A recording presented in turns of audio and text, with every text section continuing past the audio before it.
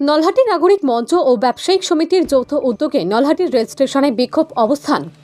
একাধিক দাবি দাওয়া নিয়ে নলহাটি নাগরিক মঞ্চ ও নলহাটি ব্যবসায়িক সমিতি জনগণের উদ্দেশ্যে সরব হতে দেখা গেছে। ফের আরও একবার যৌথভাবে বিক্ষোভ অবস্থান করতে দেখা গেল আজ নলহাটি রেল স্টেশনে। তাদের দাবি, রেলওয়ে কর্তৃপক্ষ যে প্রতিশ্রুতি দিয়েছিলেন তা এখনও কার্যকারী হয়নি। তাদের দাবি পূরণ না হলে আগামী মাসে 14 তারিখে রেল অবরোধ করবেন। বিস্তারিত শুনব বিক্ষোভকারীদের মুখ থেকে। বীরভূমের নলহাটি থেকে নিজস্ব প্রতিনিধির রিপোর্ট, নিউজ টাইম 24x7।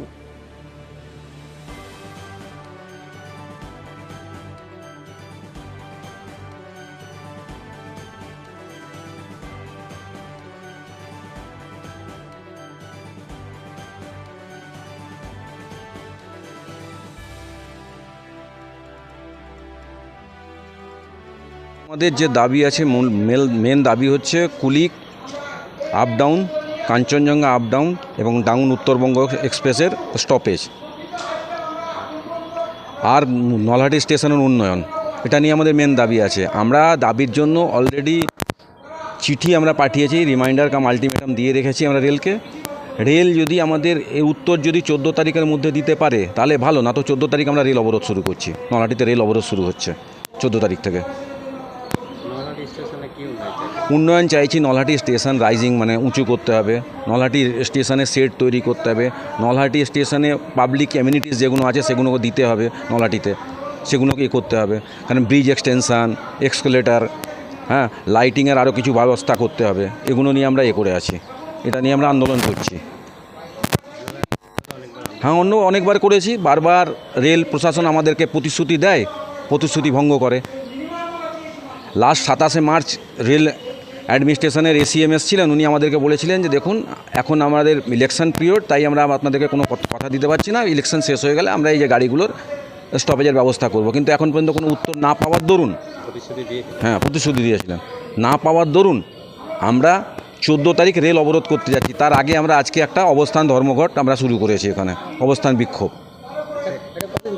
এটা আজকে 2 ঘন্টার জন্য আমরা অবস্থান বিক্ষোভ শুরু করেছি, 10টা থেকে 12টা।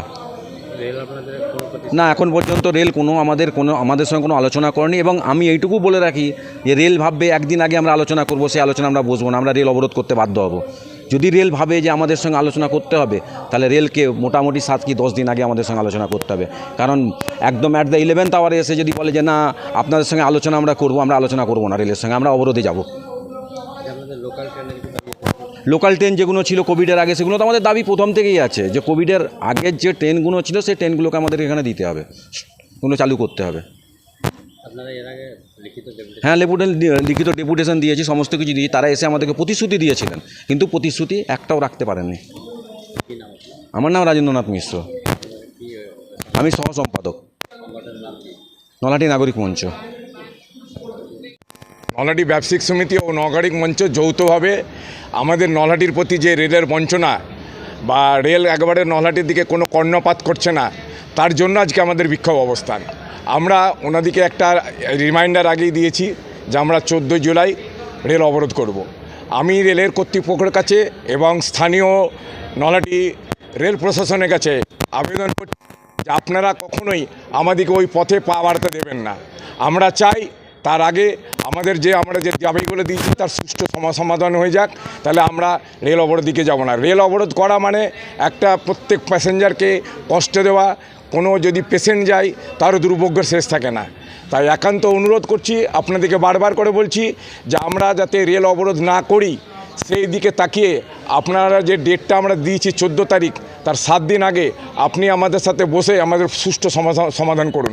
আপনারা কোভিডের সময় যে ট্রেনগুলোকে যে তুলে নিলেন, সেই ট্রেনগুলো নলহাটির প্রতি একটাও দিলেন না। আমাদের যেটা সকালবেলা একটা শিয়ালদা যাওয়ার ট্রেন ছিল, শিয়ালদা মোগলসরাই শিয়ালদা, সেই ট্রেনটা বন্ধ করে দিলেন। তারপরে বর্ধমান রামপুরহাট, বর্ধমান মালদা, আমাদের যে উত্তরবঙ্গে যে ডাউন গাড়িটা ছিল সেটাকে শুদ্ধ আপনারা স্টপেজ তুলে নিলেন। আমরা চাই যে আপনারা এইগুলোর দ্রুত সমস্যা সমাধান করুন এবং আমাদের সঙ্গে বসে সুষ্ঠু আলোচনার পথে যেটা সুষ্ঠু বিবেচনা হয় সেটা আপনারা করুন। আমি সুদীপ শাহ, নলহাটি ব্যবসায়িক সমিতির সহ সম্পাদক। কি রেলের আনুষঙ্গিক আমরা এই নিয়ে আমরা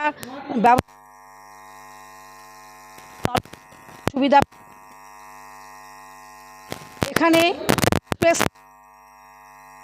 আজে এই 9টার পরের থেকে আর কোনো ট্রেন নেই, তাই আমাদের দাবি উত্তরবঙ্গ ডাউন, যেটা এখানে দাঁড়াচ্ছে না, ফলে বিভিন্ন মানুষকে তাদেরকে রামপুরহাট যেতে হচ্ছে, রামপুরহাট থেকে আবার ভোর 3টে নাগাদ ট্রেন ধরে তবে ফিরে আসতে হচ্ছে।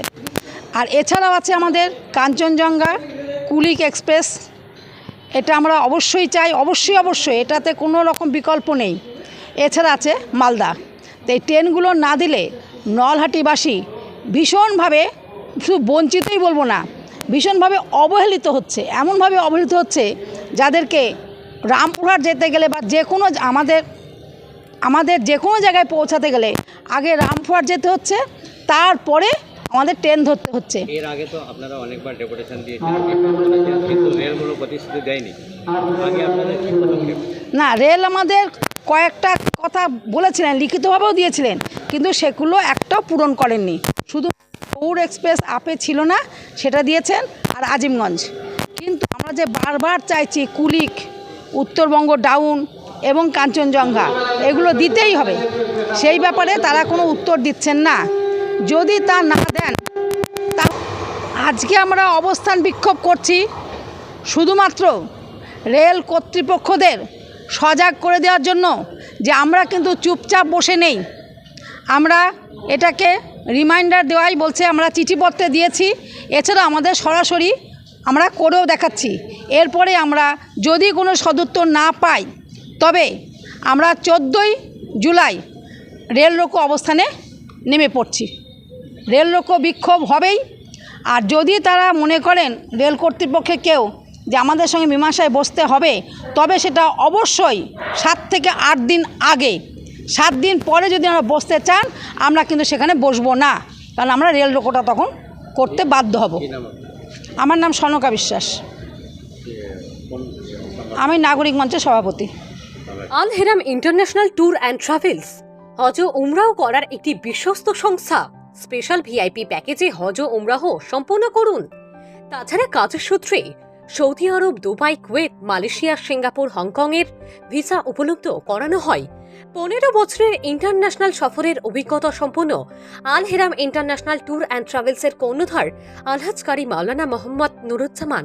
আমাদের ঠিকানা নলহাটি, পাথরকলপাড়া। যোগাযোগ করুন 9732316417